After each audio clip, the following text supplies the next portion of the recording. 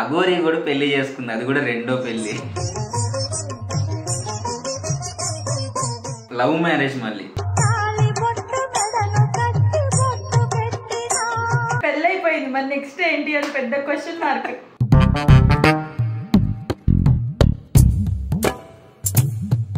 Welcome to Shashi TV, నేను మీ పవన్.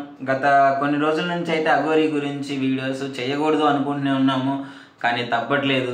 ఈరోజు ఎందుకు చేయాల్సి వస్తుంది, ఎందుకు వీడియో చేస్తున్నామంటే క్లియర్గా చెప్తాను, వినండి.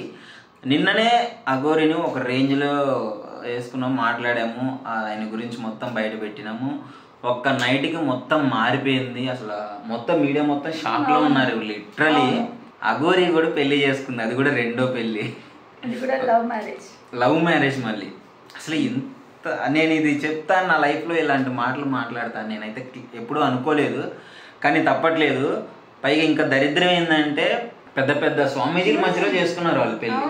పెద్ద పెద్ద స్వాములు ఉన్నారు అందరూ, అన్ని ప్రాపర్ గా ఒక నార్మల్ పర్సన్స్ మనం ఎలా పెళ్లి చేసుకుంటామో, పెళ్లి తాళిలా చూపించాడు, అలా కట్టాడు. ఆవిడ సిగ్గుపడుతుంది, ఏంటో వీడియోలు బయటకు వచ్చాయి. ఇంకా ఏదో పెళ్లి పాటలు పెట్టేసి ఆ వీడియోలు అన్ని సర్క్యులేట్ అవుతున్నాయి సోషల్ మీడియాలో. మా ఫ్రెండ్స్ అయితే అఘోరికి కూడా పెళ్లి అవుతుంది, మనం కూడా అఘోరిలో కలిసిపోదాం, అలాంటి మంచి అమ్మాయిలు దొరుకుతారని అంటున్నారు. చాలా మందికి క్వశ్చన్ మార్క్ ఏంటి అని అంటే పెళ్లి అయిపోయింది, మరి నెక్స్ట్ ఏంటి అని పెద్ద క్వశ్చన్ మార్క్. సో నెక్స్ట్ ఏంటి, ఇంకేమేమి చూడాల్సి వస్తుంది, ఎక్కడ నెక్స్ట్ ఎక్కడ శోభనం ఎక్కడ, అది శ్మశానంలో అనుకుంటున్నారు మరి అందరూ.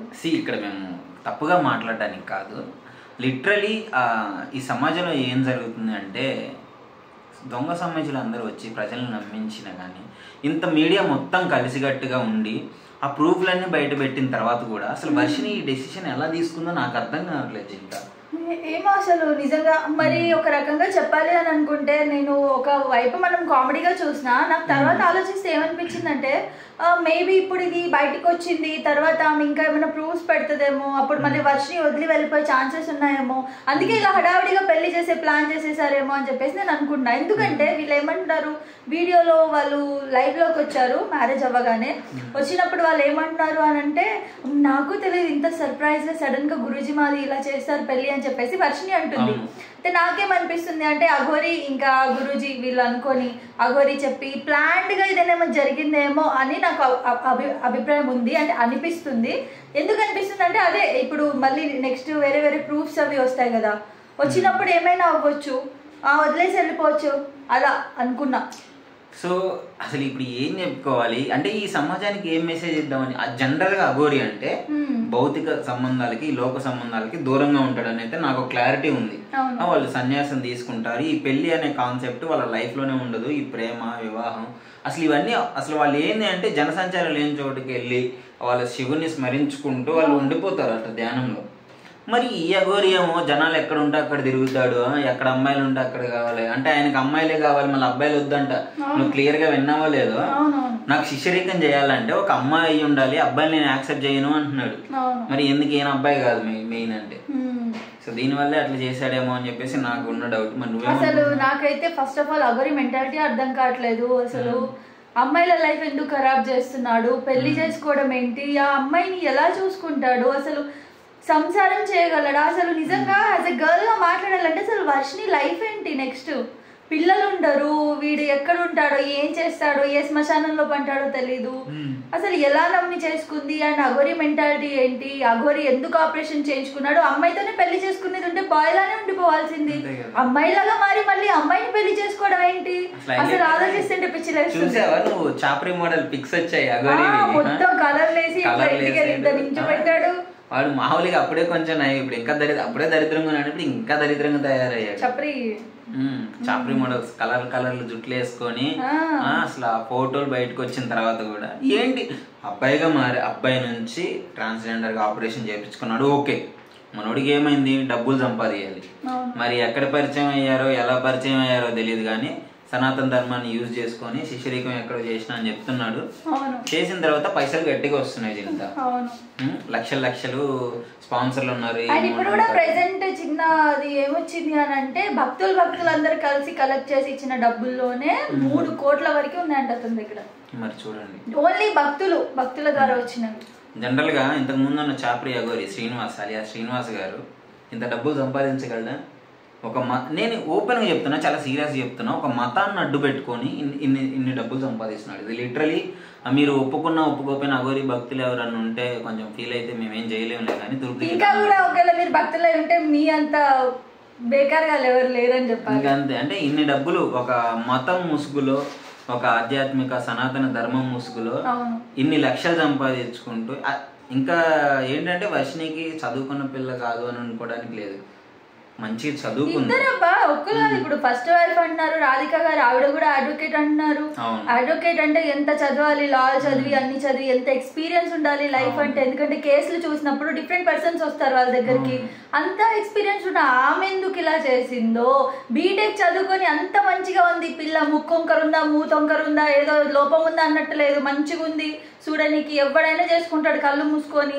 అలాంటి అమ్మాయి ఈమెందుకు చేసుకుందో. ఇద్దరు ఎడ్యుకేటెడే, ఏదో ఊరోళ్ళు ఏం తెలియదు వచ్చి దండం పెట్టగానే సోపతి వెళ్ళిపోతారు, అట్లా కాదు. సమాజ్ మళ్ళీ అందరూ మొత్తం సిటీలలో ఉన్న వాళ్ళే. ఆమె కరీంనగర్ సిటీ, ఇక్కడ ఈమె హైదరాబాద్ దగ్గర సిటీ.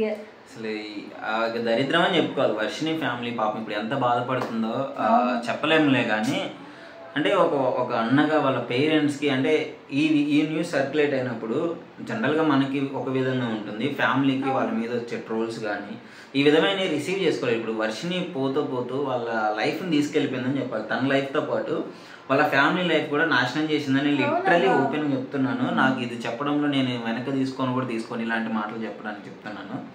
లిటరలీ వర్షిని గారు, మీరు ఈ వీడియో చూస్తే మీరు చేసిన తప్పు, దానికి క్షమాపణ లేదు.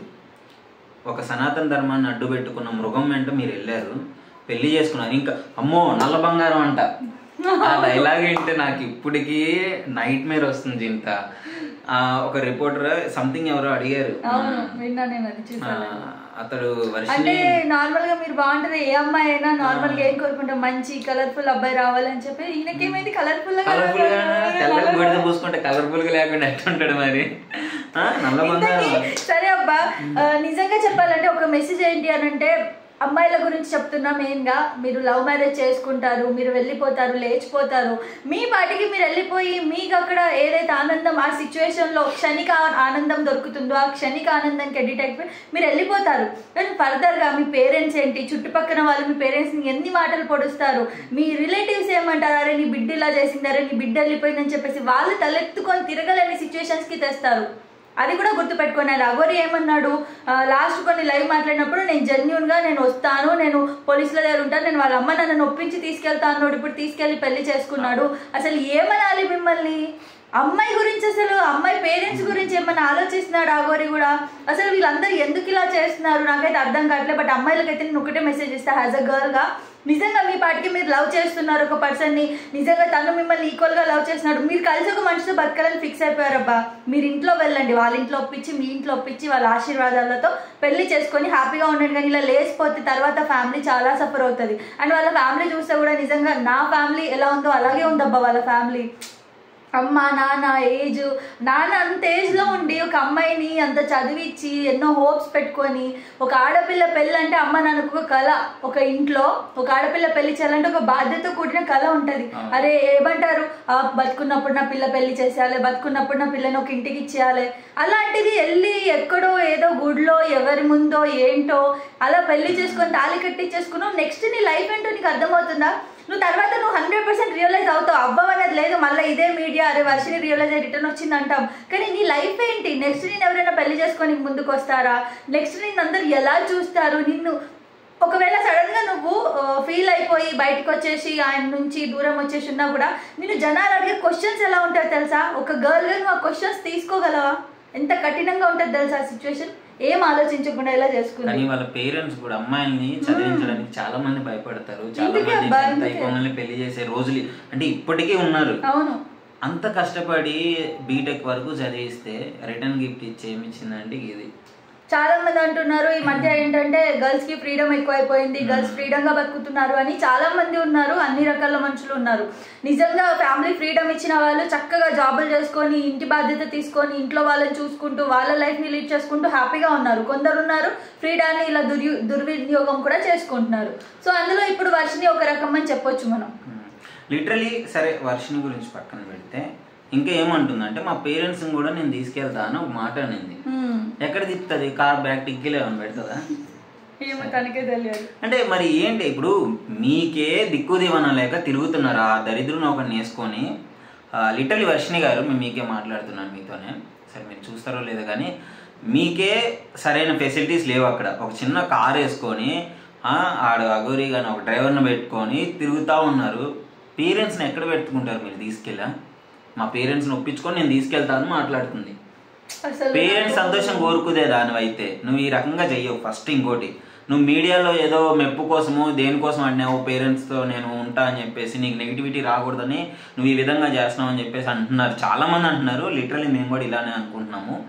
లిటరలీ నువ్వు ఎంత చదువుకున్నావు కదా, అసలు అఘోరి అంటే ఏంది నువ్వు ఫస్ట్ తెలుసుకోవాలి. నువ్వు అఘోరి, అసలు అఘోరికి మన లోక సంబంధానికి సంబంధమే ఉండదు. ఆయన ఒక సపరేట్ వరల్డ్ ఉంటుంది. లోక కళ్యాణం అని చెప్పాడు, ఆడు కళ్యాణం చేసుకొని వెళ్ళిపోయాడు సప్పుడు చేయక వర్షిణిని. ఈ సమాజం ఇట్లా ఎంత వీడియోస్ అవేర్నెస్ కోసం ఎన్ని వీడియోస్ చేసినా సరే మారట్లేదు. నాకు నిజంగా చెప్పాలంటే నేను ఇంకా డీప్గా ఆలోచిస్తే నాకు షాక్ అనిపిస్తుంది. నిన్న మొన్నటి వారికి ఏదో వీడియోలు చేసి ఏదో అనుకొని ఏదో బట్టలు లేకుండా తిరిగాడని విమర్శించి ఏదో నయం పెళ్లికి బట్టలు వేసుకున్నాడు స్వామి, అప్పుడు కూడా బట్టలు లేకుండా చేసుకుంటే ఆ దరిద్రాన్ని అందరూ చూడాల్సి వచ్చేది. నాకు ఇంకా విచిత్రంగా అనిపిస్తుంది. ఏంటి అసలు ఏం నడుస్తుంది, ఏం చూస్తున్నాం, జనాలు ఏం చేస్తున్నారు, అసలు ఏంటబ్బా ఇది లైఫ్? సరే వాళ్ళు చేసుకున్నారు, సైలెంట్ గా చేసుకోవచ్చు కదా, మళ్ళీ మీడియాలోకే పంపించారు, మళ్ళీ లైవ్ లోకి వచ్చారు.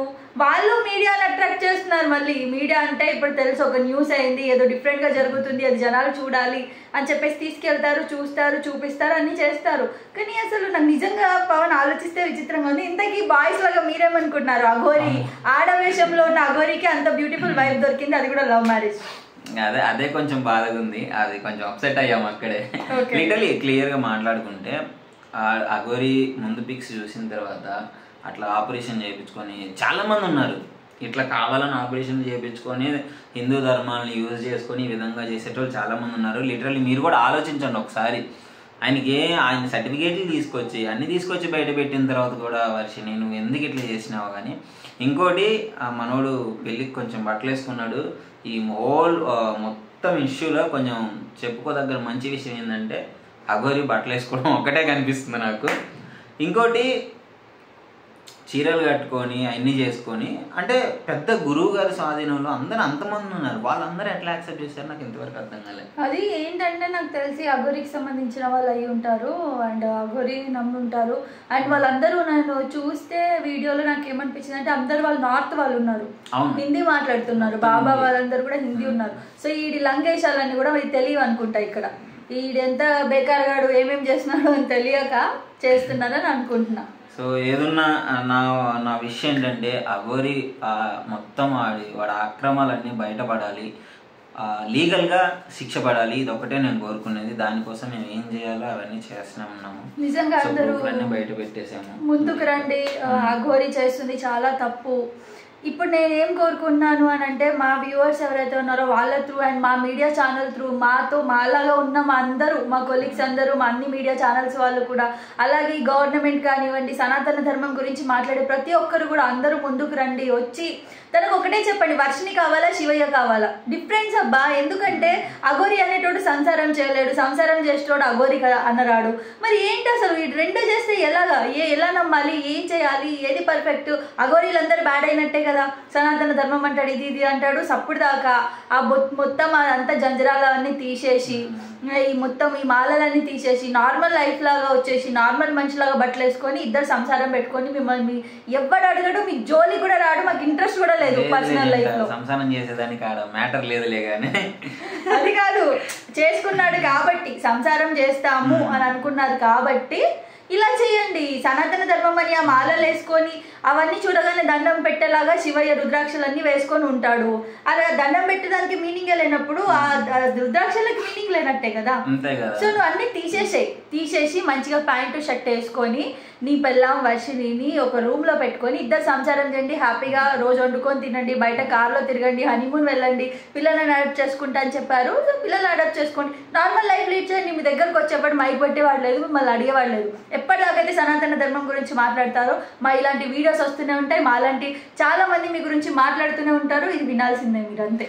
సో చూశారు కదా, ఓవరాల్గా ఇన్సిడెంట్ అయితే మీకు క్లియర్గా కళ్ళకు కట్టినట్టయితే చెప్పాము, సోషల్ మీడియాలో కూడా సర్క్యులేట్ అవుతున్నాయి. సో ఇంకా మీ ఇష్టం, మీ అభిప్రాయం ఏందో డెఫినెట్లీ ఆ కామెంట్ రూపంలో అయితే తెలియజేయండి.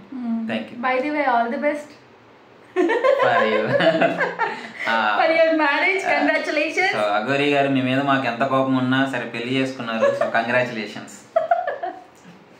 కంగ్రాచులేషన్స్. హ్యాపీగా ఉండండి, కలిసి ఉండండి.